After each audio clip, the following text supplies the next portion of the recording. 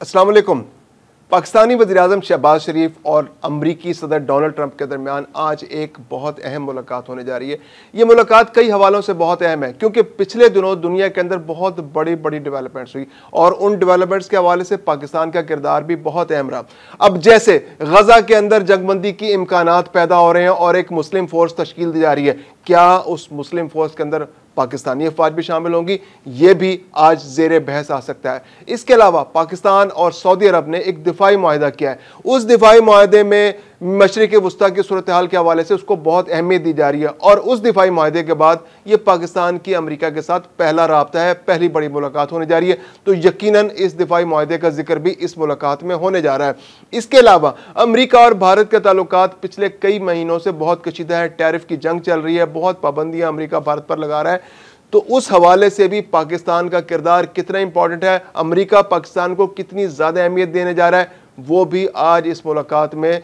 जेर बहस आ सकता है। इसके अलावा चीन और रूस के साथ अमेरिका की टैरिफ वॉर चल रही है। इस टैरिफ वॉर में पाकिस्तान किस तरह से बेनिफिशरी हो सकता है, आज इस इम्कानात पर भी यकीनन इस मुलाकात के अंदर बात होने जा रही है। इसके अलावा पाकिस्तान के अंदर जो मादनी ज़खायर हैं, जो रेयर अर्थ मिनरल्स हैं, वो अमेरिका की नज़र उन पर है। अमेरिका चाहता है कि वो यहाँ पर इन्वेस्टमेंट करे, फॉरेन डायरेक्ट इन्वेस्टमेंट करे, उस माइनिंग के अंदर पाकिस्तान का पार्टनर बने। तो ये बहुत सारे मौज़ूआत आज ज़ेर बहस आ सकते हैं। अहमियत इसलिए भी बहुत ज़्यादा है कि फील्ड मार्शल आसिम मुनीर भी वहाँ पर मौजूद हैं। तो जो भी फैसला होगा वो बहुत अहम होगा क्योंकि पाकिस्तान के जो दोनों अहम तरीन शख्सियात हैं वो वहाँ पर ओवल हाउस के अंदर आज मौजूद होंगी। तो इस हवाले से आज जो तमाम सवालात हैं, हम इन सवालात के जवाब तलाश करने की कोशिश करेंगे आज के व्लॉग में। मैं हूँ खुर्रम कलीम और आप देख रहे हैं 24 डिजिटल। अमरीकी वक्त के मुताबिक आज 4:30 बजे शाम को यह मुलाकात होने जा रही है। पाकिस्तान में तो उस वक्त रात हो चुकी होगी, लेकिन इस वक्त पूरी दुनिया की नज़रें इस मुलाकात पर लगी हुई हैं क्योंकि मशरिक़ वुस्ता के अंदर सूरत हाल हर रोज़ बदल रही है, हर रोज़ नए इम्कानात पैदा हो रहे हैं जंगबंदी के। हमास पेशकश कर चुकी है कि हम जंगबंदी के लिए तैयार हैं, हम यरगमालियों की रिहाई भी करने के मशरूत तौर पर, लेकिन 60 रोज़ा जंगबंदी करेंगे। तो ऐसे में ये तजावीज़ भी ज़ेर है बहस है कि मुस्लिम ममालिक की एक फ़ोर्स बनाई जाए और उस मुस्लिम ममालिक की फ़ोर्स को गज़ा के अंदर डिप्लॉय किया जाए। पाकिस्तान, इंडोनेशिया, मिस्र और इन ममालिक का जिक्र हो रहा है कि इनकी फ़ौज को मुमकिन है वहाँ रोल दिया जाए। इंडोनेशिया के सदर ने गुज़िश्ता रोज़ 20,000 फ़ौजी गज़ा में भेजने की पेशकश भी कर दी। तो आज की जो मुलाकात है ये बहुत अहम है। इसमें पाकिस्तान के गज़ा के अंदर रोल के हवाले से भी अमेरिका पाकिस्तान से को मुतालबा रख सकता है और पाकिस्तान उसका क्या जवाब देगा ये बहुत इंपॉर्टेंट होगा क्योंकि मशरिक़ वुस्ता के अंदर पाकिस्तान का एक मुस्तकिल रोल उसके बाद बनने जा रहा है। इसके अलावा जो 6 ममालिक की जो पाकिस्तान की सरबराही में मिले थे उसमें जो बातचीत हुई उसमें जो तजावीज़ ज़ेर बहस हैं गज़ा के हवाले से, मशरिक़ वुस्ता के हवाले से, इसराइल के साथ ताल्लुकात के हवाले से और इसराइल की जो पुष्टपनाही अमेरिका करता है, जो मुसलमानों के रिजर्वेशंस हैं वो ज़ेर बहस आई, जिसमें इंडोनेशिया, मिस्र, कतर, मुत्तहिदा अरब अमारात, सऊदी अरब के नुमाइंदे भी शामिल थे। तो वो उसका एक फॉलो अप विजिट भी आज होगी कि पाकिस्तान उम्मत मुसलमान के लीडर के तौर पर भी शहबाज शरीफ वहाँ पर उम्मत मुसलमान के लीडर के तौर पर भी वहाँ पर आज अमरीकी सदर से मुलाकात करेंगे और जो 2 रोज़ पहले मुलाकात हुई थी उसकी एक फॉलो अप विजिट होगी और उसमें जो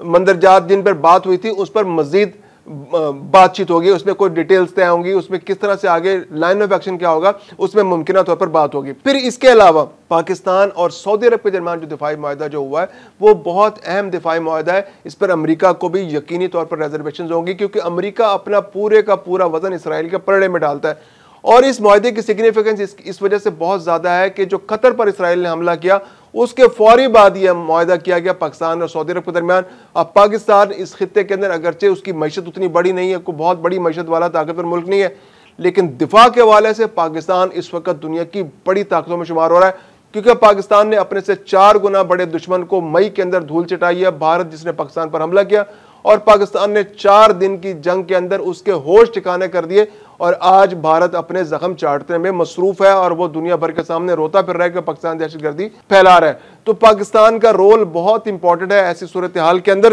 तो ये सारे मौज़ूआत आज ज़ेर बहस आएंगे। फिर दूसरी जानिब गल्फ कंट्रीज जो है वो भी अपना वजन पाकिस्तान के पलड़े में डाल रहे हैं कि पाकिस्तान उनके दिफा के हवाले से डिप्लॉयमेंट करे, अपनी फौजें लेकर आए। अपनी जो एक्सपर्टीज़ है वहाँ लेकर आए, उनकी फ़ज़ाइया बहुत ज़बरदस्त है, उनका मिसाइल सिस्टम बहुत ज़बरदस्त है, क्योंकि इससे पहले जो गल्फ़ कंट्रीज़ थी उनका दिफाई निज़ाम जितना भी था वो अमेरिका के हाथ में था, और अमेरिका जो था उनको ईरान स्पेसिफिक सारी जो है वो उनका डिफेंस सिस्टम था, एयर डिफेंस सिस्टम ईरान से हमले रोकने के लिए था, या फिर अरब मुल्कों के दरमियान आपस में कोई दुश्मनी थी, जैसे कतर और सऊदी अरब के ताल्लुकात ख़राब हो गए थे, कतर और मुत्तहिदा अरब अमीरात के ताल्लुकात ख़राब हो गए थे कि अगर इनके दरमियान मुमकिन तौर पर कोई जंग हो, जैसे यमन और सऊदी अरब के दरमियान ताल्लुकात ख़राब थे, तो ऐसे कोई जंग हो तो वो एयर डिफेंस सिस्टम वहां पर काम कर सकता था। लेकिन वो एयर डिफेंस सिस्टम इसराइल के खिलाफ मौसर नहीं था, और जब इसराइल ने हमला किया तो वो इस एयर डिफेंस सिस्टम ने काम नहीं किया, क्योंकि वहां पर मौजूद अमेरिकी फौजियों ने उस एयर डिफेंस सिस्टम को नाकारा बना दिया उस अर्से तक जब तक कि इसराइल हमला नहीं करता। तो ऐसे में जब ये एयर पाकिस्तान के पास ये डिफेंस का निज़ाम माने जा रहा है, जो खलीजी ताउन कौंसिल के ममालिक हैं, सऊदी अरब है, कतर है,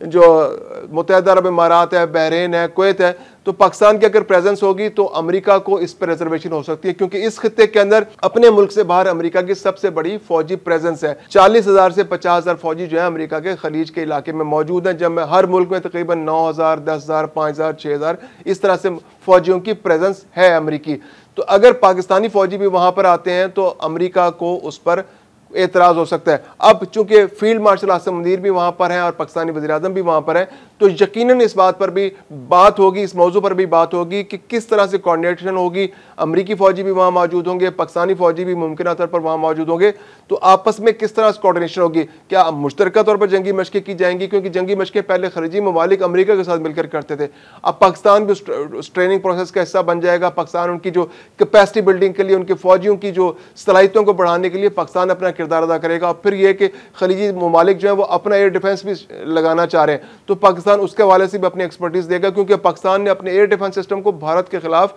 रिसेंटली बहुत अच्छा इस्तेमाल किया है। तो अमेरिका और पाकिस्तान मुश्तरका तौर पर किस तरह से कोऑर्डिनेशन बनाएंगे, और क्या पाकिस्तान के आने के बाद अमेरिका की अफादियत वो रहेगी या अमेरिका वहां से निकल जाएगा, तो ये सारी डिटेल्स मुमकिन तौर पर इन इम्कानात पर जो अमेरिका की तशवीश है, जो पाकिस्तान की और उम्मत मुस्लिमा की तशवीश है गजा के हवाले से और इसराइल के रोल के हवाले से, वो भी ज़ेरे बहस आएंगे। इसके अलावा जो बहुत इंपॉर्टेंट सूरत हाल जो बनने जा रही है, जो चीन और रूस का एक मुश्तरका तौर पर एक ताकत का तवाज़ुन दुनिया का, जो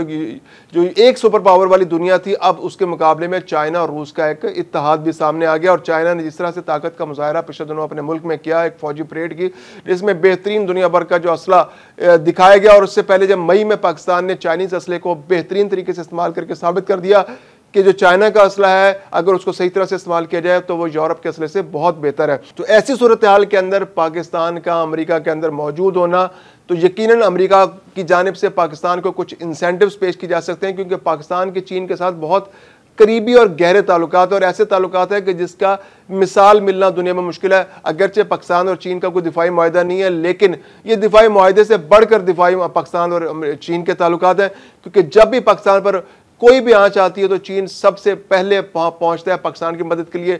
मॉरल सपोर्ट भी होती है और टेक्निकल सपोर्ट भी, और हर तरह की असिस्टेंस पाकिस्तान को मिलती है, और जो ज़रूरत पाकिस्तान को असले की होती है, क्योंकि अमेरिका और यूरोप की जानिब से तो बड़े नखरे किए जाते हैं असला देते हुए,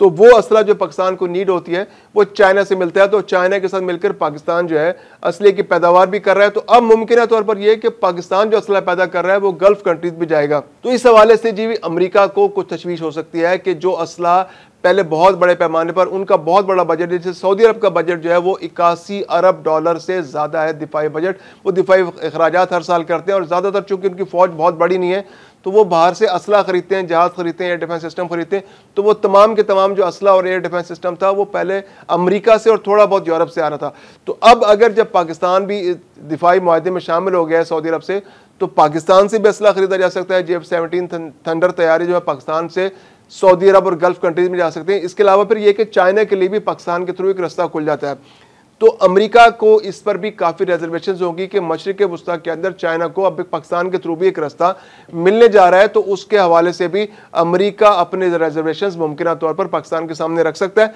या फिर पाकिस्तान को इंगेज करने के लिए अमेरिका कुछ इंसेंटिव्स पाकिस्तान को दे सकता है। जैसे रेयर अर्थ मिनरल्स का एक इशू है, पाकिस्तान के अंदर बहुत बड़े ज़खायर रेयर अर्थ मिनरल्स के मौजूद हैं जो दिफाई मसनूआत की तैयारी के लिए इस्तेमाल होते हैं। बहुत बड़े बड़े जो स्टेल्थ जहाज़ होते हैं, या इसके अलावा जो रात को देखने वाले जो आलात होते हैं, ये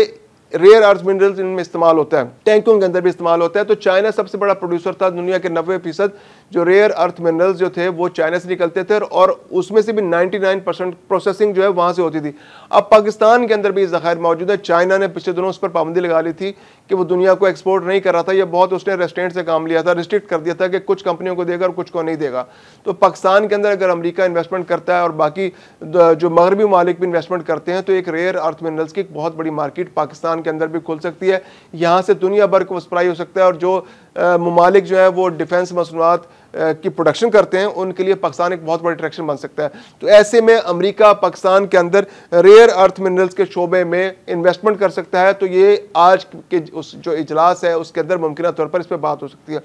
फिर इसके अलावा जो अमेरिका ने 2021 के अंदर एक बहुत बड़ी उनके हिसाब से गलती की कि वो अफगानिस्तान से अचानक अपना सामान छोड़ छाड़ कर भाग गए और बगराम एयरपोर्ट जो दुनिया का सबसे बड़ा एयरबेस था उसको उन्होंने छोड़ दिया और वहाँ अपना असला भी छोड़ गए, जहाज भी तबाह करके छोड़ गए और तकरीबन $7 अरब का असला वहाँ छोड़ के चले गए। अब अमेरिका को उस बगराम एयरपोर्ट की याद सता रही क्योंकि वो बगराम एयरपोर्ट एक ऐसा एयरपोर्ट है जहाँ पर बैठ के अमेरिका चीन को भी मॉनिटर कर सकता है, ईरान को भी मॉनिटर कर सकता है। अफगानिस्तान के अंदर तो उसकी प्रेजेंस वैसे बनी हुई है। फिर इसके अलावा जो सेंट्रल एशियन स्टेट्स हैं, रूस की जो डेवलपमेंट है उसको मॉनिटर कर सकता है और पाकिस्तान को भी मॉनिटर कर सकता है। तो बगराम एयरपोर्ट का कंट्रोल जो है अमेरिका दोबारा हासिल करना चाहता है। चाइना जो है वो अफगानिस्तान के और तालिबान के बहुत करीब आ चुका है और मुमकिन तौर पर उसका कंट्रोल जो है चाइना को मिल जाए। तो बगराम एयरपोर्ट का कंट्रोल अमेरिका लेना चाहता है तो उसमें उसको पाकिस्तान के पार्टनरशिप की जरूरत होगी क्योंकि वो पाकिस्तान को चाहेगा कि पाकिस्तान फिर से दोबारा दहशतगर्दी के खिलाफ जंग में अमेरिका का पार्टनर बने, बगराम एयरपोर्ट अमेरिका को दोबारा मिले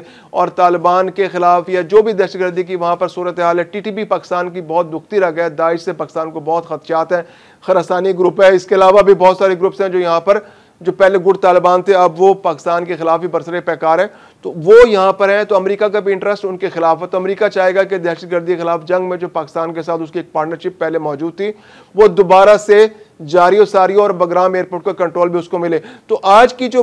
मुलाकात है ये बहुत ज़्यादा अहम है, इसमें बहुत सारे अहम इश्यूज़ पर बात होने जा रही है और पाकिस्तान अगर आज अच्छे अंदाज से डील कर लेता है तो अमेरिका और पाकिस्तान की जो पार्टनरशिप है वो भी आगे बढ़ सकती है और मशरिक़ी वुस्ता के अंदर पाकिस्तान को एक मुमकिन तौर पर एक मुस्तकिल किरदार भी बन सकता है और गजा के अंदर भी पाकिस्तान की फौज हो सकती है और सऊदी अरब के अंदर पाकिस्तान और अमेरिका कोई ऐसा कोई आपस में कोई कोलैबोरेशन या कोई कोऑर्डिनेशन बनाने के लिए कुछ सूरत बना लेते हैं तो पाकिस्तान के अंदर पाकिस्तान के लिए सऊदी और गल्फ के अंदर काम करना बहुत आसान हो जाएगा।